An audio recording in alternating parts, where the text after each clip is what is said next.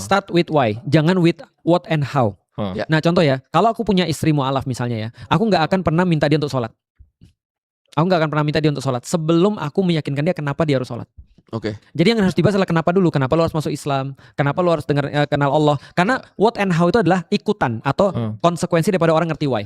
Jadi menurutku sih coba itu dulu. Coba cari 50.000 yen. 50.000 won.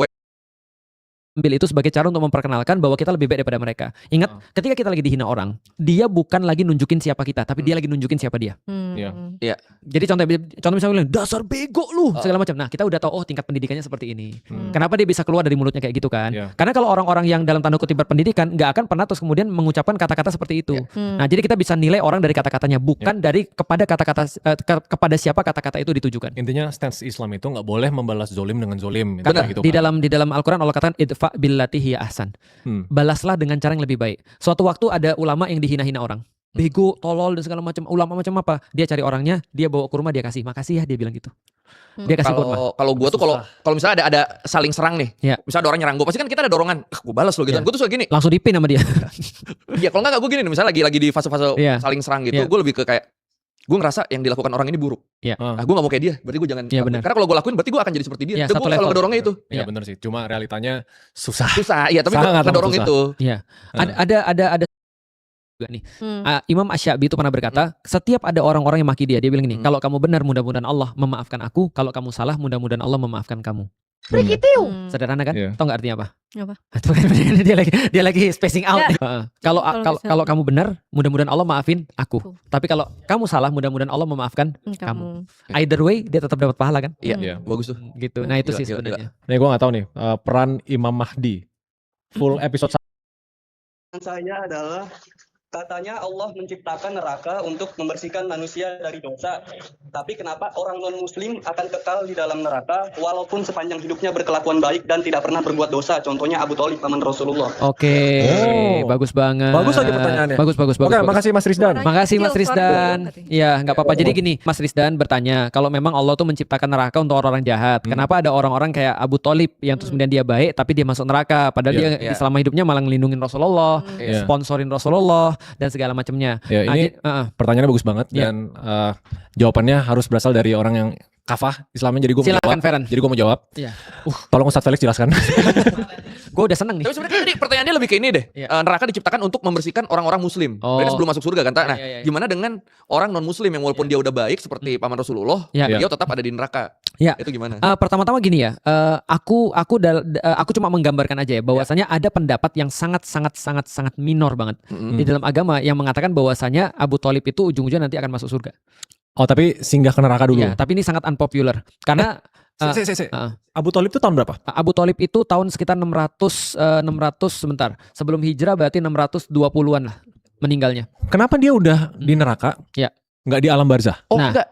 Penggambaran masa depannya. Bukan berarti sekarang di neraka, cuma karena apa yang sudah diperbuat di depan beliau akan masuk neraka. Beliau nantinya setelah hari akhir akan masuk neraka. Walaupun sudah berbuat baik, bukan berarti sekarang lagi di neraka. Beritanya. Karena seringkali Rasul yang memberitakan siksaan orang-orang di neraka kan. Itu beritanya aja. Nah kalau gitu, kalau bisa kita lihat adalah gini sebenarnya. Itu pendapat unpopular banget ya. Tapi pendapat populernya adalah karena pernah dijelaskan sama Rasulullah orang-orang yang paling rendah di neraka itu seperti Abu Thalib kan gitu kan ya. Yaitu memakai terompah di neraka, lalu terus kemudian kepalanya mendidih. Nah gitu kan ya. Nah jadi sebenarnya itu berkaitan juga dengan beberapa pertanyaanku tentang banyak sekali orang-orang baik di atas muka bumi ini yang kita tuh nggak tega dia tuh masuk neraka. Contoh kayak gini ya misalnya ya. Ada satu perempuan yang aku sebut terus namanya Rachel Corrie. Rachel Corrie ini kalau nggak salah namanya Rachel Corrie ya, dia berdiri di depan tank tempur Israel lalu digilas sama Israel. Dia orang Amerika dan dia setauku belum syahadat. Tapi dalam kepalaku ya, masa sih yang kayak gini nggak Allah anggap sebagai muslim gitu loh maksudnya. Karena bayangin ya, ada banyak orang-orang muslim tapi banget nggak seperti dia pembelaannya. Paham gak sih? Jadi kan ini kan kontras kan. Ibaratnya gini, kalau aku ngeliat, mohon maaf ya, yang sekarang kerja sama Israel misalnya, ada muslim kerja sama Israel sampai ngasih senjatanya, sampai ngasih terus kemudian semua sumber daya dan segala macam. Yang kayak gini kan lebih layak masuk neraka kan. Tapi dia bilang, tapi dia bersyahadat nanti ujungnya dia masuk surga. Tapi secara hitungan kita dia lebih layak masuk neraka selama-lamanya sebenarnya. Ada juga yang katanya di IDF itu orang muslim katanya. Itu kan klaimnya mereka ya. Tapi masa yang kayak gini masuk surga sih gitu maksudnya dengan melakukan dengan sebiadab itu. Tapi nah ini Rachel Corrie orangnya. Ini luar biasa banget. Ini luar biasa banget sih. Ini Rachel Corrie. Ya ini luar biasa banget sih. Nah, tahun 2003 beliau dilindas. Meninggal kan. Aduh. Nah, artinya menurutku orang ini sebenarnya mungkin dia tidak bersyahadat aja, tapi dia muslim. Dan ingat ada loh dalam sejarah orang-orang kayak gini. Misalnya seperti Raja Najash. Raja Najash itu tidak pernah bersyahadat di depan orang. Tapi ketika dia wafat, dia didoakan sama Nabi, bahkan disolatin sama Nabi. Berarti Nabi mengakui keislamannya dia. Nah, di titik ini aku berharap aku nggak tahu kan aku bukan Allah ya. Aku berharap ya Allah, masa sih orang-orang kayak gini masuk neraka. Maksudnya, artinya kita coba untuk bersaksilah terhadap orang-orang kayak gini. Ya Allah, dia tuh di dunia belain orang-orang muslim banget loh. Sebenarnya apakah dia yang belum kita lihat cuma syahadatnya doang, tapi kan kita nggak tahu di hatinya meyakini Allah atau tidak. Paham nggak sih maksudnya? Kalau ada Najas itu bisa diselamatkan daripada kekafiran karena dia sudah mengakui di hatinya bahwa dia tuh beriman pada Allah gitu kan. Masa sih orang-orang kayak gini enggak gitu maksudnya. Tapi masa sih Allah sampai setidak adil itu ketika ada orang-orang yang dia bilang dia muslim tapi kelakuannya lebih mirip sama iblis. Paham gak sih maksudnya? Nah, aku sekali lagi aku nggak bisa tahu, aku nggak bisa juga ngejudge, tapi aku berdoa. Aku berdoa, mudah-mudahan orang-orang kayak gini Allah sudah anggap sebagai orang muslim. Soalnya kan syahadat ya. Boleh nggak tanpa syahadat, tapi dia udah jalanin seluruh hidupnya sebagai muslim, itu ya anggapannya muslim. Karena Islam kan kalau secara pengertian gue nih yang sekarang gue paham adalah pedoman hidup. Betul. Kalau dia mengikuti seluruh pedoman hidupnya dari A sampai Z, gitu, tapi dia belum syahadat, dia belum mengakui muslim, bahkan KTP-nya nggak muslim. Dia Islam. Asal keyakinan dia Allah itu cuma satu dan Nabi Muhammad adalah Rasulnya, dia udah muslim. Selama yang 6 sama 5 itu ya? Iya, betul. Selama memusta itu sudah, walaupun dia tidak pernah bersyahadat di depan orang. Ataupun dia tidak pernah dilihat bersyahadat. Ya kita bisa lihat jangan-jangan Feren sudah begitu. Jangan-jangan dia cuma gak mau ngasih tau kita aja. Oke, gue mau call out dulu nih biar again rasanya kayak live. Sebentar sebelum nanya, puasa lu gimana selama 7 hari ini, lancar gak? 5. Hah? Emang udah 7? Alhamdulillah. Lancar. Gue 7. Oh iya, kan Ustaz Fren mulai Rabu ya benar. Lancar. Baca passwordnya dulu dong Juan. Passwordnya gitu lagi. Jadi kalau sekarang diputus atau enggak Juannya? Jangan. Ya biarin dengerin kita. Biarin dengerin kita live ini. Jadi gini pertama ya. Ternyata ada. Terakhir kali aku baru dapat ada satu hieroglif yang baru didapat. Usianya diperkirakan sekitar minus 2000 atau minus 1900 atau something ketika di carbon dating, dan di situ ada menyebutkan Bani Israel.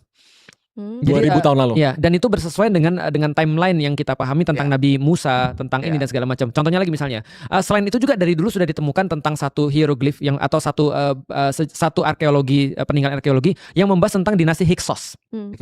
Jadi orang-orang Mesir tuh pernah membahas, Mesir pernah dikuasai oleh satu kaum yang namanya Hyksos. Artinya adalah jadi saya itu kira-kira mungkin 20 tahunan yang lalu lah waktu zaman saya kuliah. Oh, berarti 40 tahunan nih.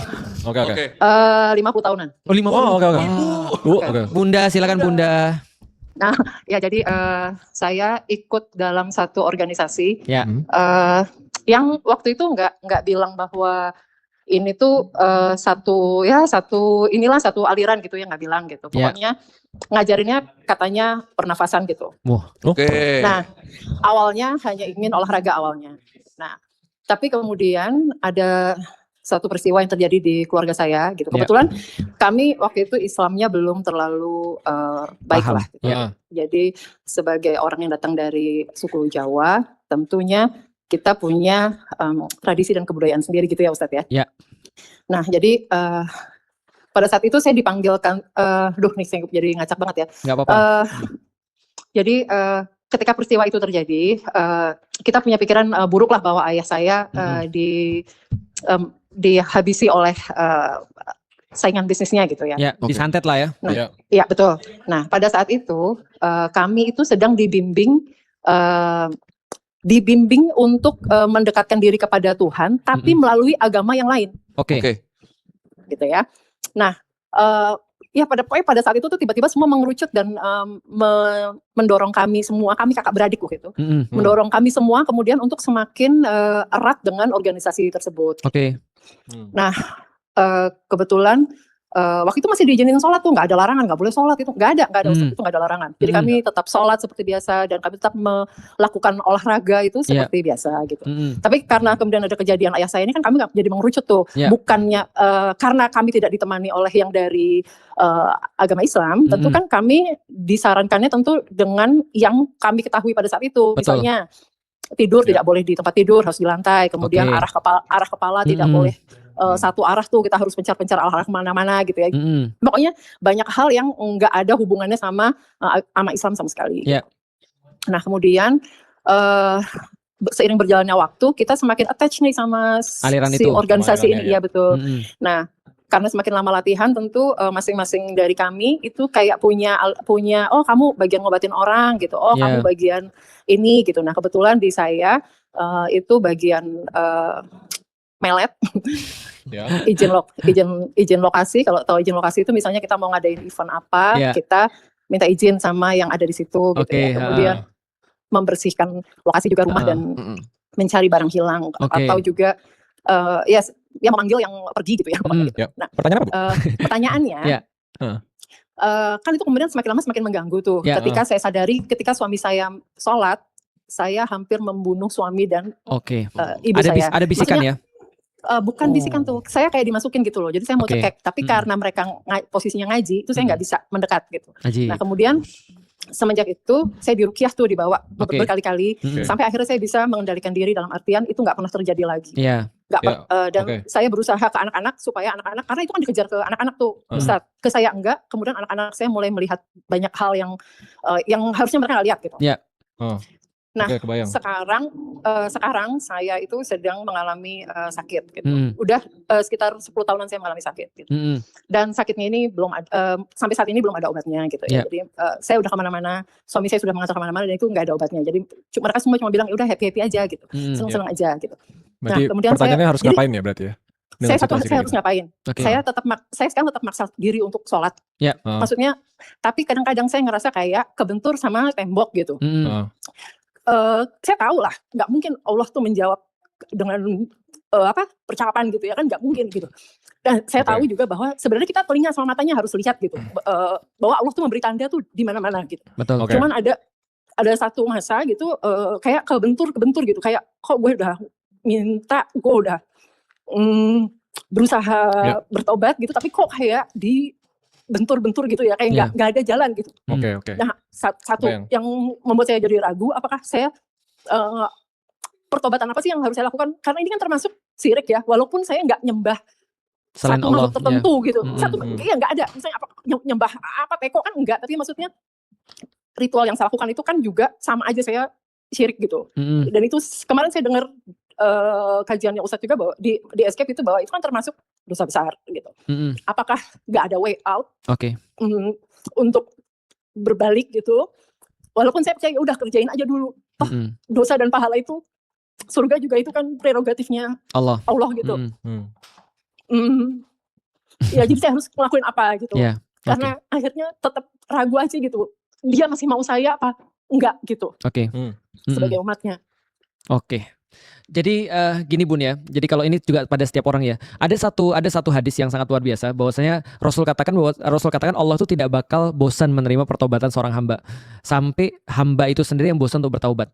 Jadi sebenarnya yang perlu kita lakukan adalah memang sabar kita menjalani ini. Artinya contoh misalnya kayak tadi kita sudah sholat, kita sudah melakukan ibadah dan segala macam, tapi ternyata masih kayak mentok. Ya mungkin ini adalah bagian daripada yang dikasih Allah ke kita supaya kita tuh memang dekat kepada Dia. Artinya gini, kalau pertanyaan kita ganti misalnya. Andai kan Allah menerima taubat kita, terus mau seperti apa kan yang kita lakukan kan gitu kan ya. Tapi masalahnya kan di antara kita pun sama, ketika kita misalnya punya salah, kita kan nggak pernah tahu kita sudah diterima taubatnya dari Allah atau belum. Nah tapi aku pengen ngasih tahu, ada orang nanya, indikasinya orang tuh sudah diterima taubatnya itu apa? Sederhana, kalau orang sudah diterima taubatnya, dia menerima apapun yang Allah berikan kepada dia. Jadi tanda bahwasanya Allah ridho dengan dia adalah dia ridho dengan ketentuan-ketentuan Allah.